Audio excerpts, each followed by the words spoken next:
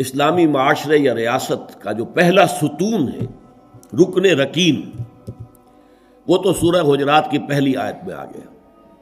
اللہ اور اس کے رسول کی اطاعت بلا چون و چرا، جہاں حکم خدابندی اور حکم رسول آ جائے رک جانا، کوئی قانون قاعدہ، کوئی اللہ کی کتاب اور رسول کی سنت کے منافی نہ ہو۔ لیکن یہ دستوری اور قانونی بنیاد ہے۔ ملی زندگی، حیات ملی میں ایک اور ضرورت بھی ہوتی ہے، اس لیے کہ انسان میں جذبات بھی ہیں۔ مختلف افراد کو جوڑنے کے لیے ایک سیمنٹ سبسٹنس چاہیے، اور وہ جذباتی، کسی شخصیت کے ساتھ جذباتی لگاؤ، کسی قومی ہیرو کے ساتھ محبت، یہ باندھتی ہے ایک دوسرے کو، ان کے نقش قدم پر چلنے کی کوشش، انہیں امیٹیٹ کرنا، گاندھی کا انداز اختیار کرنا، نہرو کیپ اختیار کر لینا، جناح کیپ اختیار کر لینا، نہرو کٹ واسکٹ پہننا، ماؤ زیتون کا جیکٹ پہننا، سب کیا ہے؟ پھر 50 گز اونچے مجسمے گاندھی کے بنانا، ماؤ زیتون کے بنانا، اسٹالن کے بنانا، کس لیے؟ تاکہ عظیم شخصیت کی چھاپ پڑ جائے لوگوں کے اوپر، ان کے جذبات جو ہیں ان میں ایک شخصیت سے محبت، ایک شخصیت سے عقیدت رچ بس جائے، اور یہ انہیں جوڑ دے آپس میں۔ یہ ایک ضرورت ہے، اسی لیے میں نے آپ کو یہ ساری مثالیں بتائیں۔ کیوں بتائیں؟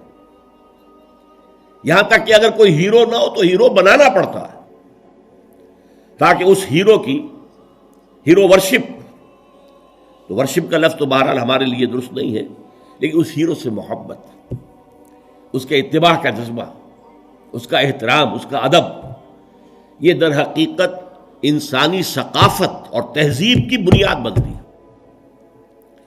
اسلامی معاشرے میں وہ شخصیت جو ہے کوئی مصنوعی بنانے کی ضرورت نہیں ہے، وہ دل آویز شخصیت ہے محمد الرسول اللہ صلی اللہ علیہ وسلم کی۔ ان کی محبت، اللہ کی محبت کے بعد رسول کی محبت، اور پھر ساری محبتیں ان کے تابع۔ حضور نے فرمایا لا یؤمن احدکم حتی اکون احب الیہ من والدہ وولدہ والناس اجمعین، تم میں سے کوئی شخص مومن نہیں ہو سکتا جب تک کہ میں اسے اس کے والدین سے، اس کے بیٹوں سے اور تمام انسانوں سے بڑھ کر محبوب نہ ہو جاؤں۔ اور قرآن مجید میں آپ کو معلوم ہے آیت نمبر 24 سورہ توبہ کی، وہاں تو بہت زبردست دھمکی آئی ہے۔ قُلْ إِنْ كَانَ آبَاؤُكُمْ وَأَبْنَاؤُكُمْ وَإِخْوَانُكُمْ وَأَزْوَاجُكُمْ وَعَشِيرَتُكُمْ وَأَمْوَالٌ اقْتَرَفْتُمُوهَا وَتِجَارَةٌ تَخْشَوْنَ كَسَادَهَا وَمَسَاكِنُ تَرْضَوْنَهَا أَحَبَّ إِلَيْكُم مِّنَ اللَّهِ وَرَسُولِهِ وَجِهَادٍ فِي سَبِيلِهِ فَتَرَبَّصُوا حَتَّىٰ يَأْتِيَ اللَّهُ بِأَمْرِهِ وَاللَّهُ لَا يَهْدِي الْقَوْمَ الْفَاسِقِينَ۔ اے نبی ان سے کہہ دیجئے دیکھو، سن رکھو، اگر تمہیں اپنے باپ، اپنے بیٹے، اپنی بیویاں، اپنے رشتہ دار، اپنے بھائی، اور وہ مال جو تم نے بڑی محنت سے جمع کیے ہیں، اور وہ کاروبار جن میں کساد کا، مندے کا خوف رہتا ہے، اور وہ حویلیاں اور کوٹھیاں اور محل جو تم نے بنائے ہیں بہت محبوب ہیں، اگر یہ 8 چیزیں محبوب تر ہیں اللہ سے اور اس کے رسول سے اور اللہ کی راہ میں جہاد کرنے سے، تو جاؤ دفع ہو جاؤ، ادھر بیٹھو یہاں تک کہ اللہ اپنا فیصلہ سنا دے، اور اللہ ایسے ناہنجاروں کو ہدایت نہیں دیتا۔ تو یہ ہے در حقیقت دوسری شخصیت مسلمانوں کو جذباتی طور پر ایک دوسرے قریب لانے کی۔ جب میرا بھی ایک جذباتی تعلق حضور کے ساتھ ہوگا، آپ کا بھی ہوگا، تو ہمارا یہ حضور کے ساتھ تعلق ہمیں بھی قریب لائے گا ایک دوسرے سے، ان کی محبت کے رشتے میں ہم بندھ جائیں گے آپس میں۔ اور اگر حضور کی شخصیت کے ساتھ کوئی گستاخانہ طرز عمل اختیار کر لیا جائے، ان کی بات کی پرواہ نہ کی جائے، تو پھر ظاہر بات ہے کہ اسلامی معاشرہ جو ہے وہ منتشر ہو جائے گا۔ چنانچہ ہم یہ دیکھتے ہیں کہ یہ جو اتنی بڑی امت ہے اور 1400 برس گزر چکے ہیں، اس میں جو ایک کلچرل ہوموجینٹی ہے، یکسانی ہے۔ آپ کو انڈونیشیا کا مسلمان ملے گا، وہی انداز اس کا ہے، وہ داڑھی ہے اس کا وہی انداز، لباس ٹھیک ہے تہبند ہو کچھ ہو لیکن وہ گھٹنوں سے اوپر ہوگا، محسوس ہوگا کہ کوئی ہے، کوئی شے ہے ان کے درمیان مشترک۔ نماز کے لیے کھڑے ہوں گے بیت اللہ کے گرد تو سب نماز پڑھیں گے اور کسی کی نماز ٹوٹے گی نہیں، کہیں زیادہ فرق نہیں ہوگا، کوئی رفع یدین زیادہ کر رہا ہے، کوئی آمین بالجہر زور سے کہہ رہا ہے، بس صلی اللہ علیہ وسلم۔ باقی یہ کہ قیام ہے، اس کے بعد رکوع ہے، پھر قومہ ہے، پھر سجدہ ہے، پھر جلسہ ہے، پھر سجدہ ہے، پھر اس میں کوئی ترتیب میں فرق نہیں۔ یہ وہ چیز ہے جس نے اس امت کے اندر cultural homogeneity and cultural continuity پیدا کی ہے، نسل بعد نسل، نسل بعد نسل۔ ہم کسی اور ہیرو کو وہ مقام دینے کو تیار نہیں۔ اقبال نے بہت خوبصورت شعر کہا ہے، یہ زائرین حریم مغرب ہزار رہبر بنے ہمارے، ہمیں بھلا ان سے واسطہ کیا جو تجھ سے نہ آشنا رہے۔ یہ جو ہمارے ہاں کوشش ہوئی قائد اعظم کو ہیرو بنا دیا جائے، محترمہ فاطمہ جناح کو آئیڈیل بنا دیا جائے، اس کی یہاں تک انتہا ہوئی ہے پاکستان میں۔ میرا طالب علمی کا دور ہے یہ کہ ایک صاحب نے لکھا تھا، آج کی عورت کے لیے فاطمہ بنت محمد نمونہ نہیں ہے، نمونہ فاطمہ جناح ہے۔ انا للہ و انا الیہ راجعون کہ نسبت خاک رابہ عالم پاک، ان کا اپنا مقام ہے، انہوں نے قائد اعظم کی جیسے خدمت کی ہے، ساتھ دیا ہے ساری عمر، ہم ان کی قدر کریں گے، لیکن ہمارے لیے قابل اقتداء، قابل اتباع وہ فاطمہ بنت محمد ہیں، عائشہ زوجہ رسول اللہ ہے صلی اللہ علیہ وسلم، ہم ان کا اتباع کریں گے۔ ہیرو ہمارے وہ ہیں۔ یہ زائرین حریم مغرب، جو مغرب کی تہذیب میں رنگے ہوئے لوگ ہیں، ہزار رہبر بنے ہمارے، ہمیں بھلا ان سے واسطہ کیا جو تجھ سے نہ آشنا رہے۔ ہمارے لیے تو در حقیقت ایک معیار ہوگا، محمد سے جو جتنا نزدیک، ہمارے دلوں میں اتنی ہی اس کی قدر و قیمت ہوگی، محبت ہوگی۔ جو جس درجے میں متبع رسول ہے، اسی درجے میں ہمارے دلوں میں اس کے لیے احترام ہوگا، ادب ہوگا، محبت ہوگا۔ اب اس میں جو رکھنے پڑ رہے تھے، اصل میں اس کے تاریخی پس منظر کو سمجھ لیجئے۔ یہ جو سورہ حجرات ہے، یہ مصحف میں سورہ فتح کے فوراً بعد ہے۔ سورہ فتح سے در حقیقت عرب میں اسلام کی فتوحات کا دائرہ شروع ہو گیا تھا۔ سورہ حدیبیہ کو بھی اللہ تعالیٰ نے فرمایا یہ بہت بڑی فتح ہے جو ہم نے تمہیں دی ہے، انا فتحنا لک فتحا مبینا۔ اگلے سال خیبر فتح ہو گیا، جو سب سے بڑا گڑھ بن گیا تھا یہودیوں کا حجاز کے شمالی سرے پر۔ اگلے سال مکہ فتح ہو گیا، تو فتوحات کا دور شروع ہو چکا تھا۔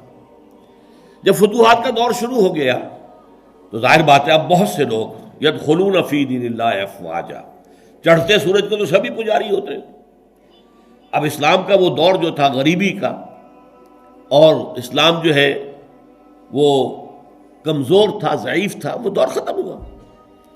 تو وہ چڑھتے سورج کے پجاریوں کی بڑی تعداد اسلام میں داخل ہو گئی۔ لیکن ایک تو یہ ان کی دو تین چیزیں بڑی نمایاں تھیں۔ ایک تو وہ آ کر حضور پر احسان دھرتے تھے، دیکھیے ہم بغیر لڑے بھڑے اسلام لے آئے ہیں، ہم تو ایمان لے آئے ہیں۔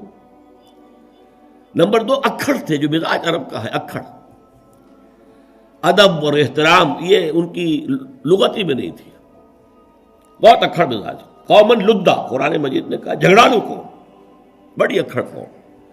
لہذا وہ حضور کے اس مقام کو نہیں پہچان پا رہے تھے۔ بس مان لیا آپ اللہ کے رسول ہیں، ہم نے مان لیا جی، بس اور کیا۔ لہذا ان سے بعض ایسی حرکتیں سرزد ہو رہی تھی کہ جو احترام رسول کے منافی تھی، اور احترام رسول کے منافی حرکتیں ہوں گی تو ملت اور امت کے پارا پارا ہونے کا اندیشہ ہے۔ سیمنٹ سبسٹنس جو ہے، جو جوڑ رہا ہے انہیں، وہ ایک تو قانون ہے، اللہ اور اس کے رسول کے احکام، یہ قانونی اور دستوری بنیاد ہو گئی، اور ایک ہے اللہ کے رسول سے محبت۔ ویسے تو محبت سب سے زیادہ اللہ سے ہونی چاہیے، لیکن ظاہر بات ہے کہ اللہ تو وراء الورا ثم وراء الورا ثم وراء الورا، اس کا تو کوئی تصور ہم کرتے ہی نہیں، کر سکتے ہی نہیں، کریں گے تو وہ شرک ہو جائے گا، کفر ہو جائے گا۔ جو بھی ذہن میں نقشہ جمائیں گے وہ اللہ تو نہیں ہے، کوئی اور شے ہے جو آپ نے بنا لی۔ می تراشت فکر ماں ہر دم خدا بندے دیگر، نیا سا نیا خدا بنا رہے ہیں۔ لیکن ایک محسوس پے کرے محسوس حضور کی شخصیت، دل آویز شخصیت، حضور میں رحمت، حضور کی شفقت، یہ تو لوگوں کے سامنے تھی نا. حضور کا اعلیٰ کردار، حضور کی پاک سیرت، یہ تو حضور کے سامنے تھی نا. لہذا اصل محبت کا مرکز جو ہے وہ ذات نبی بن جاتی ہے. از خدا، بہت پیارے الفاظ ہیں اقبال کے، اگرچہ ذرا سا اس میں تجاوز ہے. از خدا محبوب تر گردد نبی، نبی اللہ سے زیادہ محبوب ہو جاتا ہے. حالانکہ جب آپ اصولاً بیان کریں گے تو والذین آمنوا اشد حبا للہ، جو واقعی اہل ایمان ہیں وہ شدید ترین ہوتے ہیں اللہ کی محبت میں. اور جو سورہ توبہ کی آیت میں نے آپ کو سنائی، اس میں بھی پہلے محبت خداوندی کا ذکر ہے، پھر محبت رسول کا. کہ اگر یہ 8 چیزیں احب الیکم من اللہ ورسولہ وجہاد فی سبیلہ فتربصوا حتی یاتی اللہ بامرہ واللہ لا یہدی القوم الفاسقین. لیکن اللہ تک پہنچانے والا تو محمد ہے نا ہمیں صلی اللہ علیہ وسلم. اللہ کے پیغامات دینے والا ہمیں، وہ تو اللہ کا رسول ہے نا، محمد ہے صلی اللہ علیہ وسلم. پھر ہم جو خوگرے پے کرے محسوس تھی انسان کی نظر، وہ خوگرے پے کرے محسوس محمد تو ہمیں نظر آتے ہیں. اللہ کے بارے میں تو ہم کوئی تصور نہیں کر سکتے. محمد کا کیا کردار تھا صلی اللہ علیہ وسلم اپنی بیٹیوں کے ساتھ، کیسا سلوک تھا اپنی بیویوں کے ساتھ. آپ کیسا، کتنی بڑی مثال تھے سپہ سالاروں کے لیے، کتنی بڑی مثال تھے قاضی القضات لوگوں کے لیے. فیصلے کرتے تھے کہ نہیں، قاضی تھے کہ نہیں. کتنا بڑا اسوہ تھے ہیڈ آف دی اسٹیٹس کے لیے. آپ اس ریاست کے ہیڈ تھے. اس وقت کون سی حیثیت ہے جس میں ہم دیکھیں کہ وہاں پانی کو مرتا ہے اور شخصیت جو ہے اتنی عظمت والی یہاں نظر نہیں آ رہی، ہر پہلو سے عظیم ترین شخصیت. تو اس کی محبت اور اس کا اتباع کا جذبہ، اس کے لیے بھی نوٹ کر لیجئے، اللہ تعالیٰ پر بھی پہلے ہمارے لیے لازم ہے اس کی اطاعت اور دوسرے محبت. اللہ کی اطاعت اور محبت جمع کریں تو لفظ بنے گا عبادت. اللہ کی عبادت کرو. رسول کے لیے بھی اطاعت بھی اور محبت بھی، لیکن رسول کے لیے اطاعت اور محبت کو جمع کریں گے اتباع بنے گا، پیروی کرو. یعنی ایک تو ہے حضور نے حکم دیا، اس پر تو عمل کرنا ہی کرنا ہے، ورنہ تو ہم مسلمان ہی نہیں ہیں. ایک یہ ہے کہ ہم نے خود دیکھا حضور کیا کرتے ہیں، حضور چلتے کیسے ہیں، میں بھی ویسے ہی چلوں. حضور نے اپنے بٹن بند نہیں کیے تھے، میں بھی ساری عمر نہیں کروں گا. حضور فلاں سفر میں اس درخت کے نیچے سے ہو کر گزرے تھے، میں بھی ادھر سے ہو کے گزروں گا. اب یہ حضور کا حکم تو نہیں ہے نا، لیکن ایک جذبہ ہے، نقش قدم کی پیروی، اس کا نام اتباع ہے. تو جب اطاعت کے ساتھ محبت رسول کی شامل ہو جائے گی تو اس کا نام اتباع ہوگا. اللہ کا اتباع ہم نہیں کر سکتے، اللہ خالق ہے، مالک ہے، مدبر کائنات ہے، اس کی پیروی کیسے کریں گے؟ ہاں رسول کا اتباع جو ہے، قل ان کنتم تحبون اللہ فاتبعونی یحببکم اللہ، اے نبی سے کہہ دیجئے اگر تم اللہ سے محبت کرتے تو میرا اتباع کرو، اللہ تم سے محبت کرے گا. تو اللہ کے لیے اطاعت جمع محبت مساوی ہے عبادت کے، اور رسول کے لیے اطاعت جمع محبت مساوی ہے